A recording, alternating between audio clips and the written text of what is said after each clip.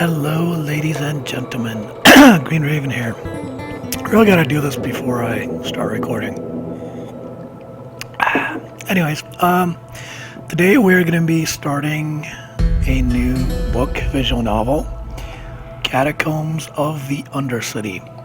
I actually beat Caverns of Snowwitch recently. I'm kind of happy about that. I might do a let's play of that soonish, but anyways, so yeah, let's begin.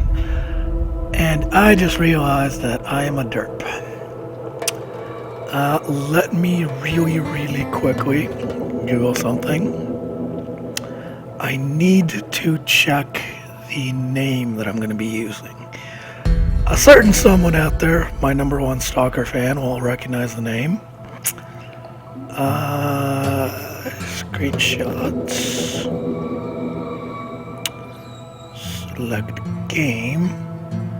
I know no one that's already thinking, oh god. And yes, I am looking up what you think I'm looking up. Okay. Anyways, so yeah, we will be starting Catacombs of the Undercity. Choose your difficulty. Before beginning your adventure, you must choose your skill level. Classic. For the true hardcore game book hero, play GA how it was meant to be. Played where the fate rests on judgment, skill, and a bit of luck. Starting vitality is calculated by rolling 4 dice and adding the total to 24 from a minimum of 28 or maximum of 46. Fitness is calculated by rolling 1 die and adding that number to 6 for a minimum of 7 to a maximum of 12. You start with 6 bookmarks to use. Adventure, for the more relaxed adventure. This mode makes things a little easier for you from the start while still retaining some challenge.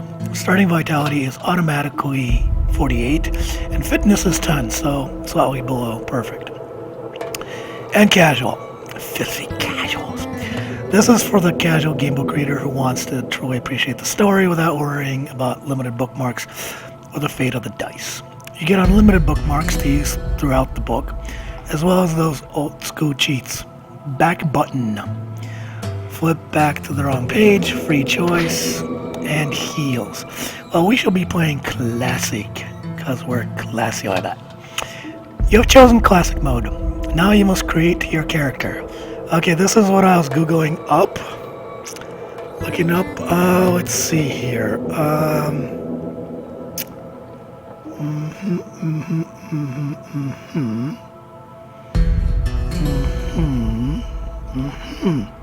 So, my 2 possible names are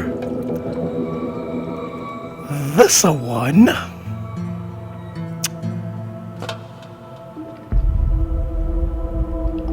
or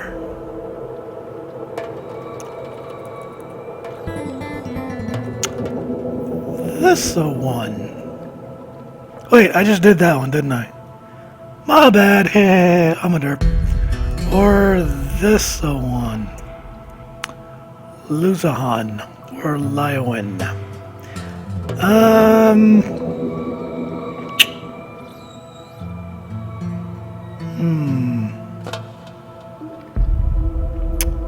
Hermf. You know what? Let's go with Luzahan this time. I can always put Lyowen elsewhere. Alright. This name means absolutely nothing to any of you except one person out there. And that's one person that cares the most. Or matters the most. I meant to say matters. Cares also. Alright. Luzahan is about to be set loose in the catacombs. Alright. Now we'll determine... Actually, let me check if I'm recording. I am indeed recording. That's a good thing. Now you'll determine your starting vitality. Vitality is calculated by rolling 4 dice and adding to a total of 24. Okay. Vitality time. Ooh. Nice. Nice. Nice. Screenshotting the shit out of that. RNG, this is on our side today. At least when it comes to health.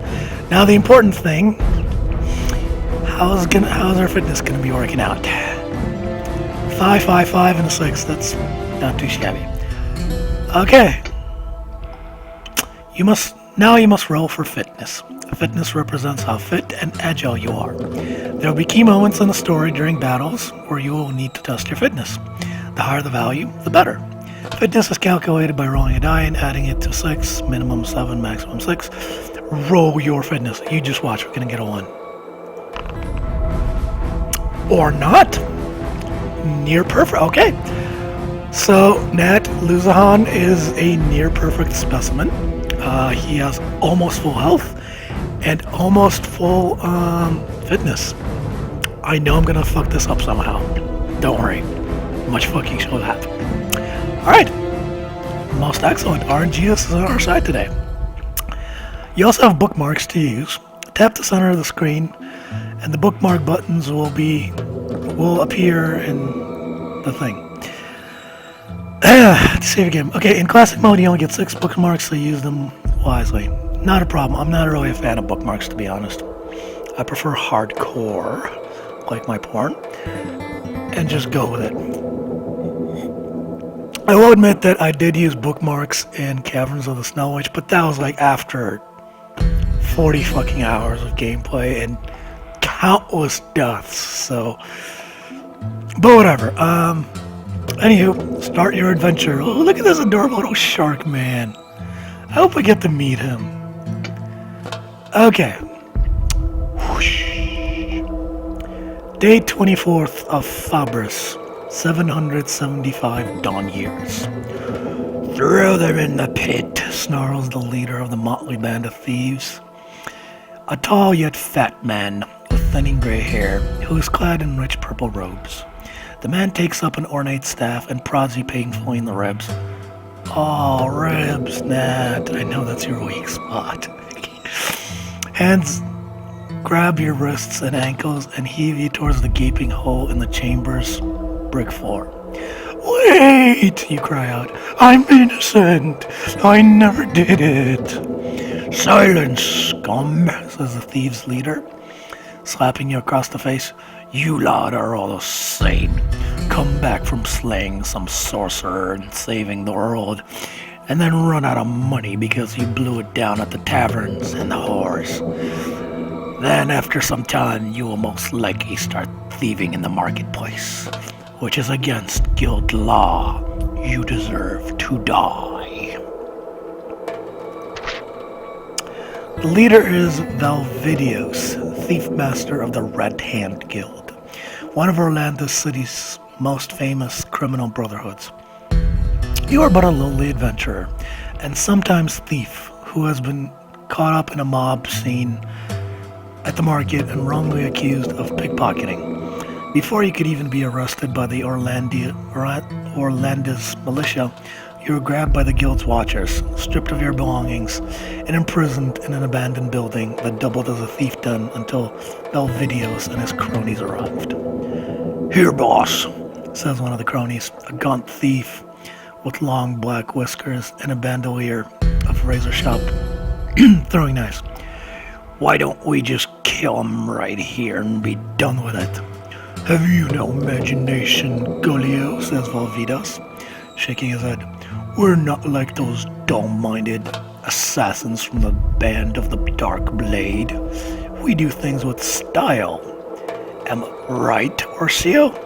Correct, sir, says a small man in brown robes, with a black cloth skullcap that marks him as a priest of the Shadow God.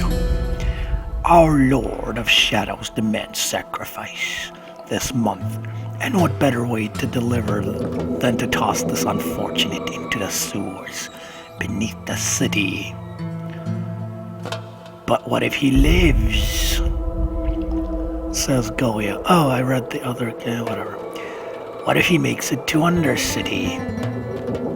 He won't make it to Undercity, says Valvidos. But just in case, you're going to be down there waiting for him, Gulio. Gulio grunts in the noise. Valvidos signals to the brutish Trolk bodyguard standing immediately behind you, who is holding your neck with one hand and cradling a crossbow with the other. By the way, if some of these names seem a little cliche, like Trolk and such, do remember that the original source material was written in 1975 by two British dudes in England. So, anyways, fuck the honors, if you please. Fuck the. I realize it sounds like fuck. Fuck the Trolk shoves you into the pit and you fall screaming through space, to land with a splash in a pool of water whose stench makes you retch. You are in a high-ceiling chamber with tunnels leading off in all directions. Suddenly there is a screeching noise from above, and you look up to see the thieves drawing the slab over the entrance of the pit, extinguishing your only source of light. You yell at them to stop, but only hear laughter, until this too disappears as the slab blocks out all light and sound. You stand there alone in the darkness, entombed by the Red Hand Guild. Will you survive your adventures in the catacombs of Undercity? Duh, duh, duh. So, quick little bit of babbling. We're only at 11 minutes. There we go. So, this is the interesting part of the of this particular gamebook adventure. In almost all the other adventures, you start off with some sort of something. A sword, a shield, a couple of food rations, health potions. This is the only gamebook adventure that I've read where you start with nothing. Your offense is 1, your defense is 1. You are royally screwed. You have no weapons or armor. So it's an interesting break from all things.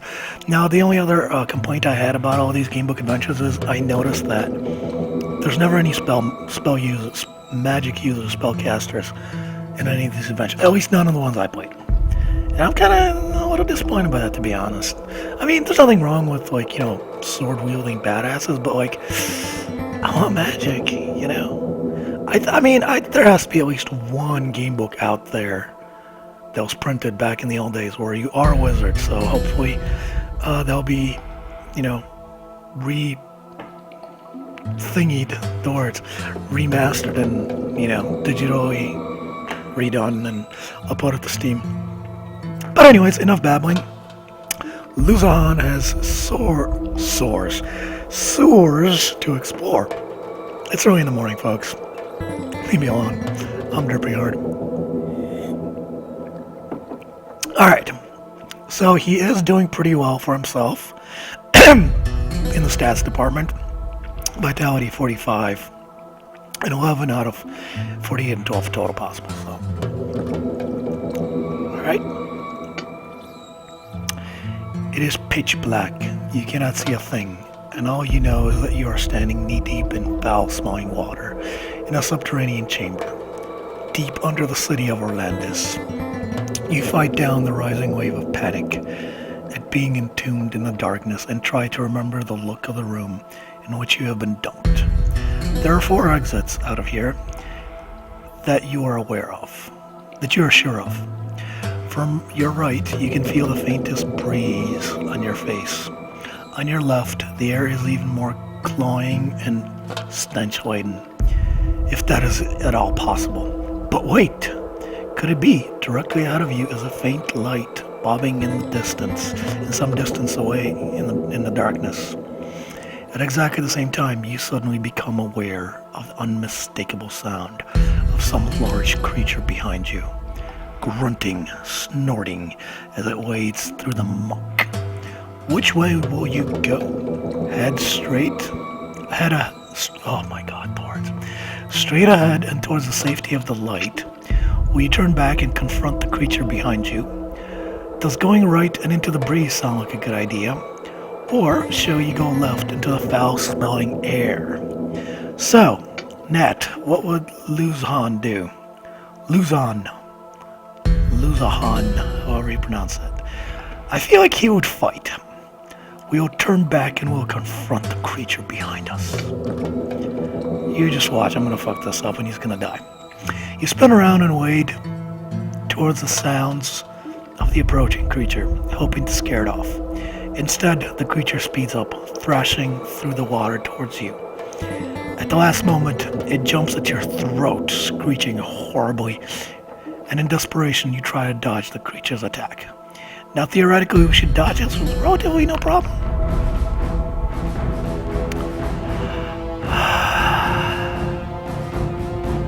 You rolled an 11, and is not less than your fitness of 11. You failed the fitness check. Ah, that's good. That's a good beginning. Too late as you try to jerk to one side, but you are knocked into the water as the creature buries its fanged maw in your shoulder. You lose 4 vitality points. Good start. Good start. Do you still live? I should hope so. If so, turn to page 420. Screaming in pain, you feel its large, hairy body pushing you down and smell its overpowering rodent-like stench.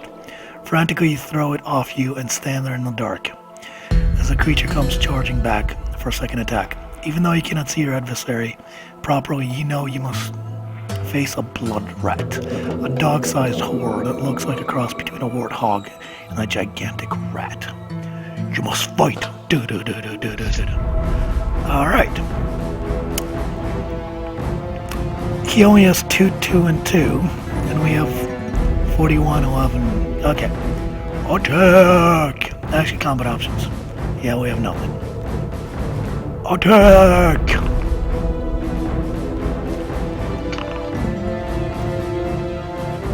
The rat dodges the attack. See, that's kind of the problem. He has 2 dice. We only have 1. So, yep. Luckily, we should be able to defend a 3. Alright, come on. Yes! Come on, punk. Come on. Yeah! You deal a crushing blow. Blood rat is defeated. Just imagine the fist just like pummeling the thing. It's like, yeah! Luzon is a badass. Kill the rat with his bare hands. Alright, you throttle the squirming blood rat with your bare hands, wrapping your fingers around its throat and crushing its windpipe. Finally, it stops twitching and lies still in the rancid muck of the sewer bottom. Phew! Getting to your feet, you wipe your hands on your clothes and try not to breathe in too deeply. As you move forward, you contemplate the path onward. Which way will you go? Straight ahead and towards the light, backwards where the rat came from, right into the breeze that you can feel, or left into the foul stench of air.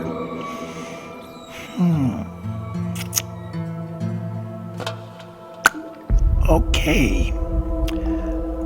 What do you say that we go back and find out where the rat came from? I say it's like a plan. Alright. You carefully... By the way, Nat, I know, like, keeping the mouse in the middle is kind of annoying, but going down just brings up the menu, so... Yeah, sorry about that. Although I can do this. I can always do this. Never mind. Anyways, you carefully walk down the tunnel, in the direction the blood rat came from, ensuring your hands are held out in front of you in the darkness. After a few minutes, you enter a small chamber at the bottom of a long shaft, illuminated feebly by several tiny beams of light from the small grate in the distant ceiling. There are no other exits, but the chamber does contain the rotting corpses of other victims caused by the blood rat, and probably the red hand guild too.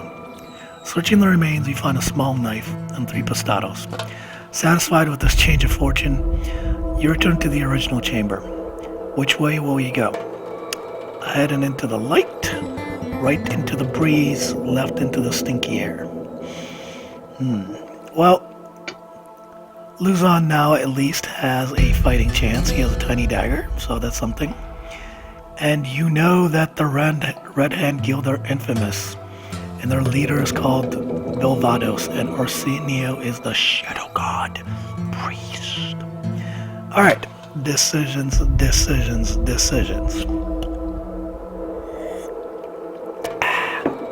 Light, breeze, stinky. Let us...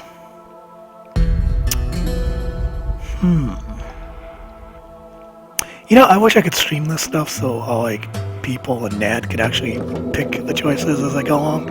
That would be cool. All right, I'm being a little indecisive right now.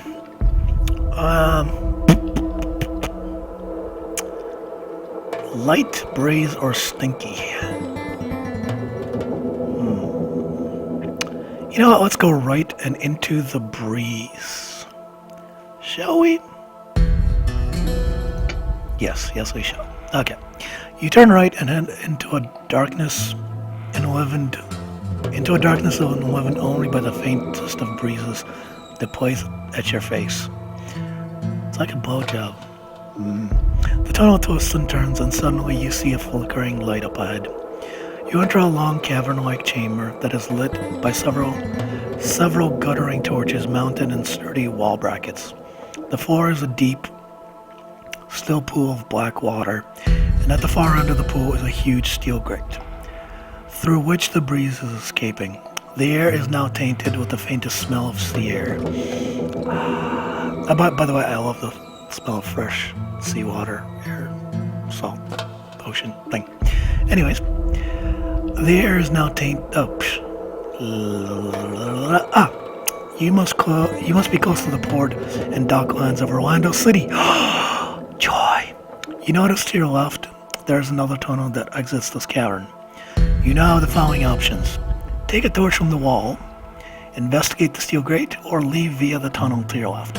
Well, a torch would be really handy right about now, so retrieving one of the torches is tricky as you attempt to wrestle it from the wall mounting without being burned. Finally, you manage to pull one free. What will you do now? Investigate the steel grate, or do you prefer to leave via the tunnel to your left?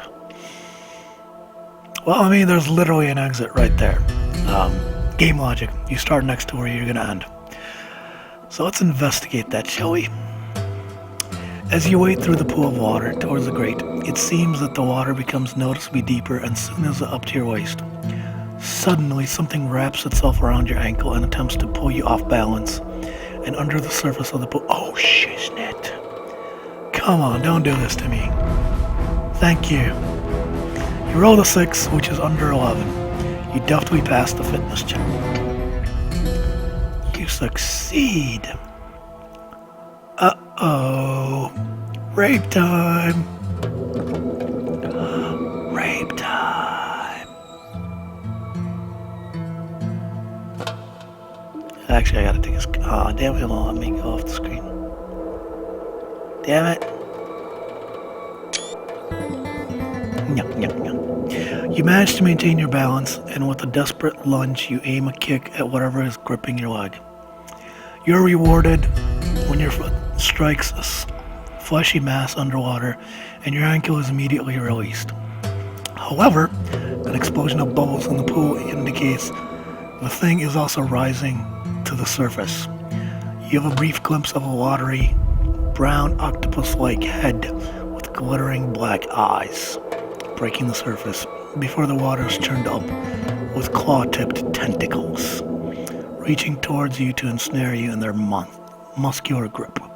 It is time to battle. Rape time. All right. We seem to be evenly matched. Come on.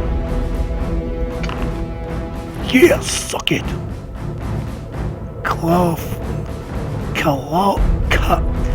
Cephalopod is hit and takes 7 damage. Defend. 6 damage. We can take it. Boom! You deal a crushing blow to the cephalopod. And it is defeated. If you kill the cephalopod, turn to 227. You know what, boys and girls? It's 25 minutes. I'm going to call it a wrap here. Okay? Bye-bye.